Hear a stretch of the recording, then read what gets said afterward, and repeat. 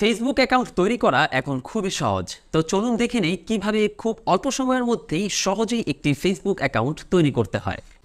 আমাদের Facebook application open করে নিব। এরপর আমরা নিচেই পেয়ে যাব ক্রিয়েট নিউ ফেসবুক অ্যাকাউন্ট, এখানে ট্যাপ করে দেব। এখানে ট্যাপ করার পর আমরা নেক্সটে চলে যাব।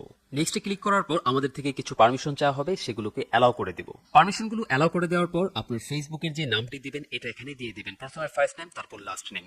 এই নামগুলো দেওয়া হয়ে গেলে নেক্সটে ক্লিক করবেন।